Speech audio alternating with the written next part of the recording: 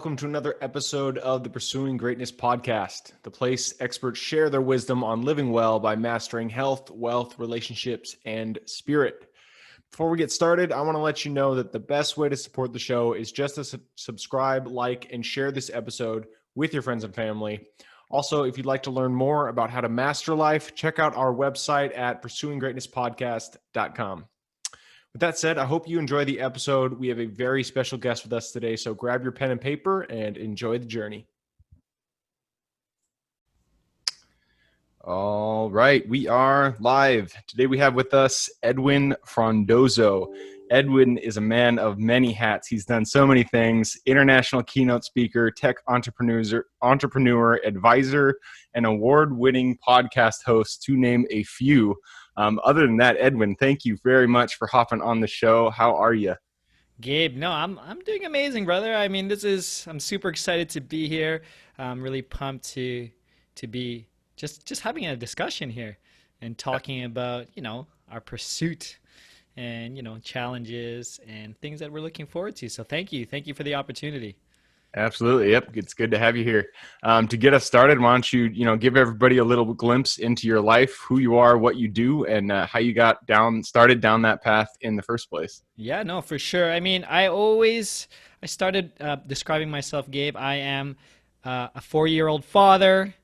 Oh, I'm a nice. Congratulations. thank you, 6-year-old husband and a 44-year-old, 15-year-old entrepreneur, and then a 44-year-old son and man, I guess. I've been in entrepreneurship, a tech entrepreneur for 15 years, mostly for that time in telecommunications, providing consulting services, installation services, until we launched our own network, our own voice over IP network, and continually growing and scaling that in the services industry. A couple of years ago, as I was thinking, like every entrepreneur near the end of a year, how can I change my new year? How could I grow? How could I scale? And I thought of a podcast. So I ended up launching the Business Leadership Podcast, which, man, and I'm sure you get this, Gabe, it opened up not only my network, but the ability to practice conversations, to be practicing listening. And I just took it to another level. Being an entrepreneur for 10 years at that time, I was just like, if I'm going to do this, I have to do this right and correct and do it properly, consistently. From there, just things started to grow. Different opportunities opened up, and I'm looking to grow and scale my personal brand now. So I could go forever, but I don't want to. I want to stop there. Yeah, no, it's killer. And, I've said this a few times on this podcast that, if anybody's thinking about jumping into podcasting, just do it. Just do it. It's more fun. You don't really need to jump into it thinking about ROI. You can just jump into it as a hobby, and it's amazing what comes of it. You meet people like Edwin, come on, I wouldn't be able to meet somebody like Edwin in normal life. So Yeah. great opportunity. That's a tangent. Want to get back to your story. So you started your podcast 5 years ago, it sounds like, right? Yeah, just about, almost. Yeah. And what was your goal when you first thought about jumping into it? Was it more a hobby? Was it did you want to get some ROI on it, or what was the end goal? Yeah, that's a great question. And without going into deep story, the idea initially to launch a podcast was like, I want to do a passion project. I want to do something I'm really interested in. And being also an entrepreneur and a business person, um, I'm like, you know, I need to think of an ROI first and foremost. As much as I want to do what I love doing, which I do anyways, I do many things on the outside, I had to think about how am I going to make this aligned with what I'm trying to do with my business and align with my goals. So I quickly looked at a way to create ROI was not through the podcast itself, but growing my network. So when I looked at my portfolio of customers, Gabe, at the time, and my biggest customers, the one that were spending thousands of dollars a month on me, looked at the journey, how I closed the deal and how they came to us. It was all word of mouth. It was all word of mouth. They were either the entrepreneur or they were a management position or a leadership position. And at the time, Gabe, when I thought of the Business Leadership Podcast, I'm like, you know what? I want to tell stories about just everyday leaders and how they came from level one, whether they're an entrepreneur, to a CEO or a VP of an international company. What were the hard decisions and what was not? And what I found quickly at the time was the only people talking about business leadership were coaches, personal development people, coaches. There was no one really talking to the everyday person. It was more someone looking for those people, like, oh, you want to be a manager, let me help you. Right. So I think that's what was really special. And then eventually I was able to monetize my podcast because there was a unique niche in that. And coming from Toronto and Canada, and being in Toronto, which is the biggest city here with all the finance and technologies, my network grew very easily like that. Nice. And so, I mean, I love stories too. I love to hear just the everyday stories of people. You know, we always see somebody who's living a great life who we feel like we're looking up to, and we kind of put them on this pedestal like, oh, I can never get there. But it really is just an everyday struggle that you're just going through, following your goals, living your purpose every single day. So I love to hear those day-to-day kind of things. So kind of take us into your story as an entrepreneur. You've had 15 years. You're a 15-year-old entrepreneur today. Yeah. So how did you get started down that path? Yeah, entrepreneurship has always been in the back of my mind. I think ever since I was young, doing, the paper routes or doing summer jobs, and encouraged by my father more so than anything. But I ended up going into technology. I graduated computer engineering and got into big telecom companies, which eventually got laid off at the time. This is like, I'm aging myself, but this is the turn of the 2000s where the bubble just popped. The first internet bubble popped. And I was young at the time. They gave me almost a year's salary to lay me off. And I was just like, all right, see you later. Let's go to the Party beach. time. So I ended up doing a small tech startup at that time, but I was really young. And if you could imagine 18, 19 years ago, there wasn't podcasts. There weren't these online communities that could help you grow as an entrepreneur, as a business. So you really had to hustle. You had to go to these business centers. And you didn't know anything. And we were young, me and a couple of my friends, and we also wanted to go out and party and date women and dates or what not. But eventually we all ended up getting jobs. After 2 years, we had some good tech momentum, but we weren't able to close the big deals. We were young. We didn't have that experience. We didn't have that mentorship. We didn't have any of that type of stuff. So I ended up working at IBM, and I got into my sales job, and I learned how to close deals. So that was very pivotal in my career, becoming an entrepreneur. From IBM, being an entrepreneur, I didn't realize it at that time, but having the entrepreneurship DNA, I lasted at IBM not even about a year and a half, Gabe, and I was already bored. I'm like, I got to move, but I wasn't thinking about starting a business yet. So I moved to a smaller tech company, telecom, and they liked me. I was young, and they said, Edwin, you should, maybe you could become a sales executive, and give me that handle. And Gabe, what happened was First off, I closed their biggest telecom deal, which was in voice over IP in the small organization because everyone was a bit older and I was just new and I could sell anything. And at the same time, the partners recognized my entrepreneurial DNA. So they said, oh, Edwin, why don't you help us build this business? So now I'm doing sales on this side and I'm building another business and I started growing it. And I guess there were changes happening in my life on the personal side, and I was getting not annoyed, but I'm like, why am I building someone's business? Why don't I just build my own business? And that's when I started looking at voice over IP technologies and how it was just the start of it. And I messaged one of my good friends. I'm like, hey man, I think I got something here. I know how to sell these, and I think if we know how to create this stuff, we could do this ourselves. So literally, I gave my resignation letter, and I never had a paycheck since then. So that's my start of the entrepreneurial journey for sure. I love it. And how was that feeling once you gave that resignation letter? Were you elated, or when it happened to me, the crash came probably about 2 weeks later, and I was like, oh shit, what did I just do? But kept going on. So here's my story. I gave my resignation and then I went to Europe for like 3 weeks. So, Nice. There so we go. I didn't get that crash for a while because I was on cloud nine. Like, oh, this life is amazing. I just quit. Who cares? I Um, love it. but yeah, I mean, ultimately, it was it's been a journey, and I'm not like as much as look at other entrepreneurs that are able to get huge successes. I've been on the grind for a while and enjoying it as well, and trying to be grateful for the journey as my successes grow. Not like a hockey stick, but it's still moving forward. Yep. Yeah, absolutely. And I mean, the hockey sticks are really the things that kind of, grab the media attention. Oh But I yes, mean, for every hockey stick entrepreneur out there, there are at least 100 to 1,000 other entrepreneurs at least. yeah, exactly, who are just, growing your business every single day out there, growing your business. You don't get a hockey stick, but you get progress. And that's what really That's matters, right. That's in right. my mind, is just, day in, day out, putting in the effort and seeing that gradual progress, looking back over your shoulder and 5 years ago, looking where you were at and being like, damn, I have made movement. That's great.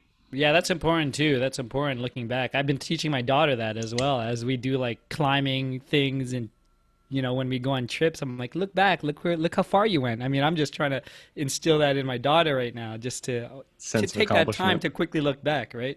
Yep, I love it. So yeah, I mean, I love your stories. It sounds like you tried to be an entrepreneur after you were let go the first time. It sounds like you had a 2-year stint there. Didn't work out. You went back to the corporate life, did that for again, but you had to go back to entrepreneurship. Yeah. So however many years passed, and then you dove back into it, and this time for good. Since then, kind of take us on the journey. You built that voiceover IP company, and then it sounds like now you're writing books. You got your podcast. Where else have you gone since then? Yeah, I've been everywhere. I mean, in terms of getting engaged with different um, startups, coming on an advisory levels, and everything from helping companies growing strategic partnerships with the voice over IP business, growing and scaling that, as seeing opportunities. And this is something real, Gabe, right now is like, now I'm getting to the point where like, oh, okay, there's a lot of opportunities. I got to really, Decide. stop Yep. and really ensure. And I've been doing a lot of work on this, which really, aligns with some of the things that you talk about is like really understanding who I am and what's my essence. I can't every opportunity looks great as an entrepreneur, right? So Yep. you gotta does it really align to who I am and what I want, where I foresee myself in the next 3, 5, 30 years, right? Like what's my when I look back 30 years from now, like what does does that opportunity really line up to that or not, right? It's that actually helps, right? So learning that practice. Absolutely. Yeah. And I mean, we're talking about entrepreneurship right now because, we're both entrepreneurs, and, but there are people deciding on how you want success to be in your life. Yeah. It doesn't have to include entrepreneurship. No. It could be your own thing, but either way, there are opportunities out there, any path you choose, and you do have to decide where your values lie. And then from your values, you choose your actions based on that. So kind of how do you go about, you have so many opportunities in front of you right now. How do you go about making those decisions? So currently, I mean, there's so many which ways to grow given the climate that we're in the sense of a global pandemic. Hmm. Things are changing, things slowed down in the business. So I really had an opportunity to really work with some key people in my life, some coaches, consultants that are like, okay, let's dig down what really moves you, Edwin. I mean, you are someone who has the ability to do many things. Like you said at the top of the show, I can manage many things, I could do many things, but I think I've got to a point now, Gabe, where it's like, yeah, I could do anything. Hmm. I could figure if I don't know, I could figure it out, and if I can't figure it out, I'll hire someone to do it, right? So, um, but it's really like taking that time to understand who you are and what really moves you. And and there's these core values is what I'm learning is what really gets me going. Stuff like integrity, stuff like how I'm able to innovate and integrate things in my life. Because a lot of people who know me, they're like, Edwin, how do you do all those things? Plus, you run marathons. Plus, you're very spiritual. You go to church, and you have a meditation practice, a journal practice. How do you do all that and do those things? So it's like really aligning to those values of me, and then seeing if that makes sense in terms of my vision. Yep. I feel you on that. And yeah, I mean, for me, it really does come from the values, and then from there, you start putting it into action in your life. The hard part for me is getting the habits down. Whatever you decide, whatever goal you decide to do, it's always going to be able to be broken down to very small steps, very small actions. And then you just got to do it every single day. So how do you go about, you choose a new direction. How do you go about taking that direction and turning it into a reality, turning it into action? Yeah, so I could talk about, let's talk about the marathon. I ran 4 marathons now. One thing I don't share in my bios or openly is I actually, around the same time where I became an entrepreneur, I actually had both my Achilles tendons operated on. So it was Ooh, it was man. they weren't ruptured, Gabe, but they were really badly hurt. But running a marathon it took me a couple of years to really like feel comfortable in my in my fixed body, right? My Yeah. my upgraded body. But Bionic. but marathons, it's 26 miles, 42K. It's far, Yeah. but you have to break it down to manageable steps. And what really helps me and really helps in anything in life is having signed up for a marathon.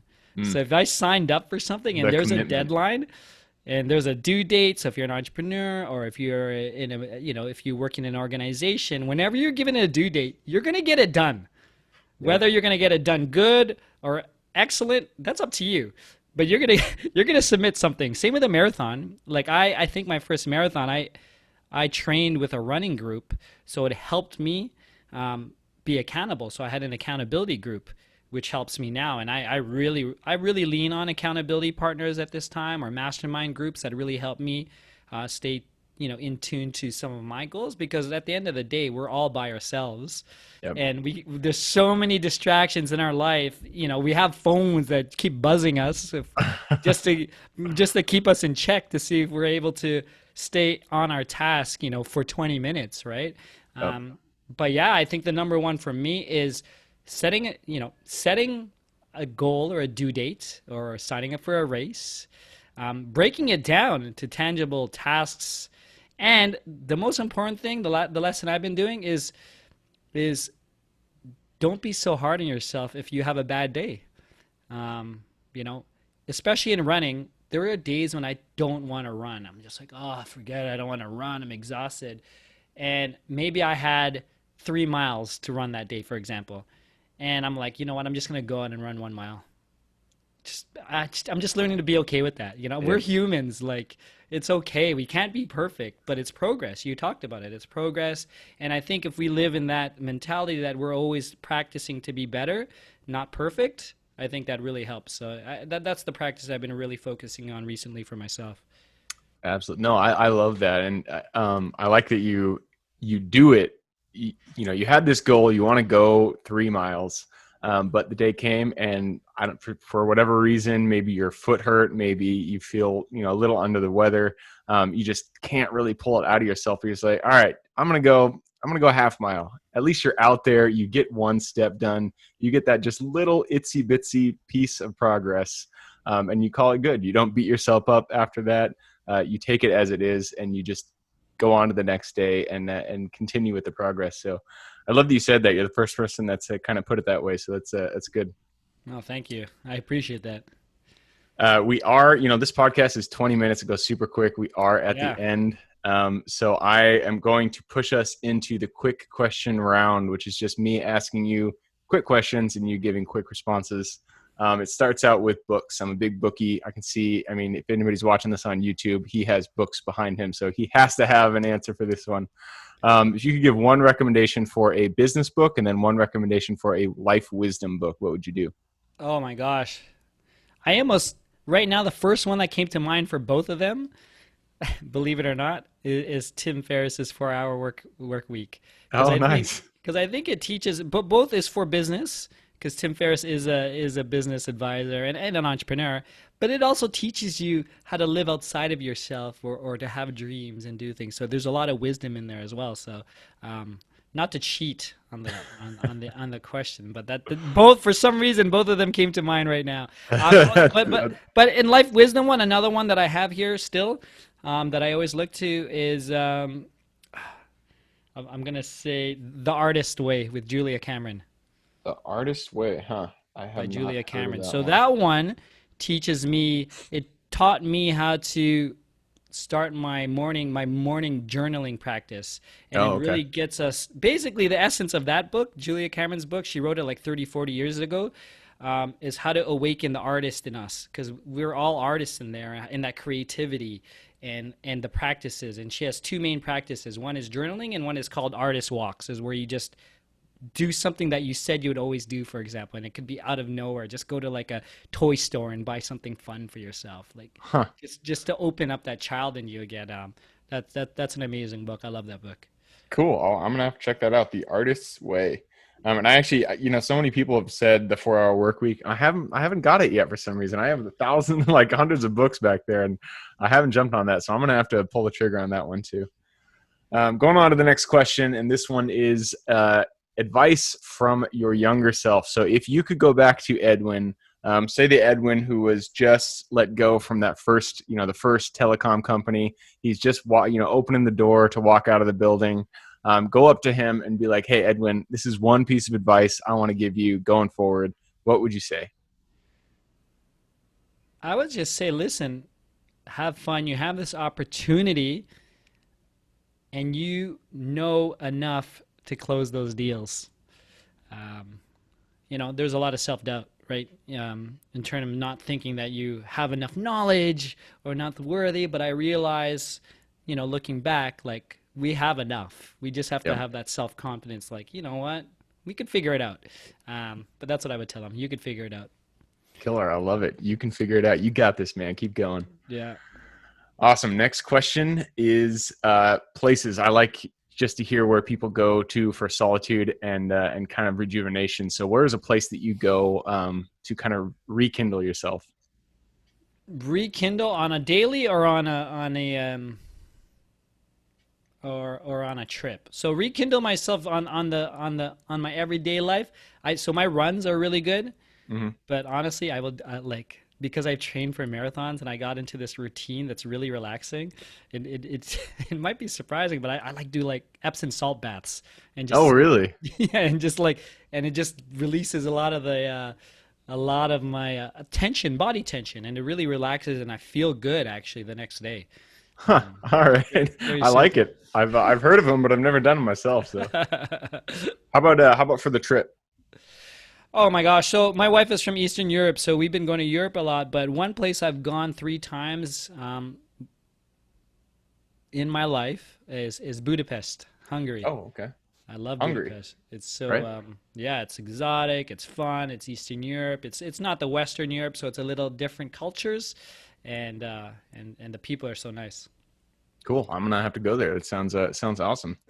Habits. I feel like habits are the foundation of our life. They are what underpin everything that you do. So if you could pinpoint one habit that you feel has kind of given you the most in your life, what would that habit be?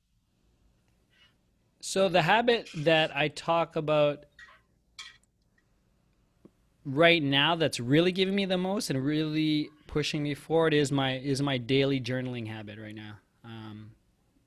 Just getting out. It's back to the artist way. I've been doing it almost 3 4 years, but it just gets as entrepreneurs, anyone who's always thinking or has a lot of things in your mind. It just that habit to get it out of your mind, and it's very meditative for me. And putting it onto paper, that habit that's really huge for me.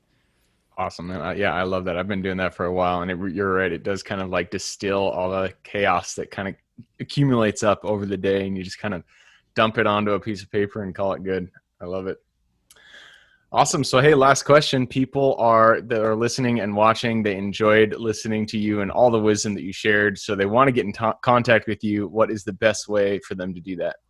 Yeah, you can email me directly. It's edwin@thebusinessleadership.com.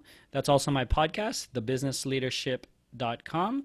And find me on social media, Edwin Frondozo. I'm pretty active on Instagram, Facebook, Twitter, LinkedIn, wherever. I'll be happy to connect and have a discussion with you. Cool. And I will put Edwin's URLs in the show notes. So if you want to click through and say hi to Edwin, go ahead, look in the show notes below and click through and say hi. So again, Edwin, thank you very much for hopping on the show. I had a pleasure, having this conversation with you. For everybody who's here with us today, thank you guys for showing up. You're the reason we do this. Again, the best way to support the show is just to subscribe, like, and share this episode with your friends and family. Other than that, I hope you guys have a fantastic week, and I look forward to seeing you on the next episode.